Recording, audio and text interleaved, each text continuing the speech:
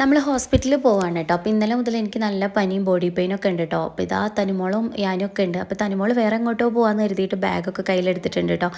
അങ്ങനെ ഇതാ നമ്മൾ ഹോസ്പിറ്റലിൽ ഡോക്ടറെ കാണിക്കലൊക്കെ പെട്ടെന്ന് കഴിഞ്ഞു. പിന്നെ മെഡിസിൻ വാങ്ങാൻ നിൽക്കുന്ന അവിടെ നല്ല ക്യൂ ആണ് കേട്ടോ. അപ്പോൾ അവിടെ കുറച്ച് സമയം വെയിറ്റിംഗ് ആയി. പിന്നെ തനുമോൾ നല്ല അലമ്പായിരുന്നു കേട്ടോ. അപ്പോൾ അവളെ ഞാൻ മെല്ലെ വകുക്കാൻ്റെ അടുത്തേക്ക് പുറത്തേക്കാക്കി. അപ്പം ആൾക്ക് ലേസ് വേണമെന്നൊക്കെ പറഞ്ഞിട്ട് ആൾ വാശി പിടിക്കാൻ തുടങ്ങിയിട്ടുണ്ട് കേട്ടോ. അപ്പോൾ ഈ ഒരു ഹോസ്പിറ്റലിൻ്റെ അടുത്ത് തൊട്ടടുത്ത് കടകളൊന്നുമില്ല.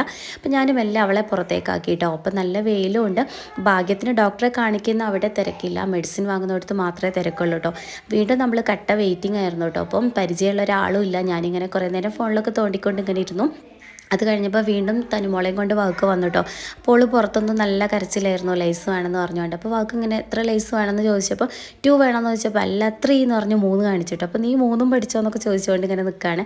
അങ്ങനെ ഇതാ നമ്മളെ ടോക്കൺ വിളിച്ചു. 61 ആയിരുന്നു കേട്ടോ എൻ്റെ ടോക്കൺ. അങ്ങനെ മെഡിസിനൊക്കെ വാങ്ങി ഇതാ നമ്മൾ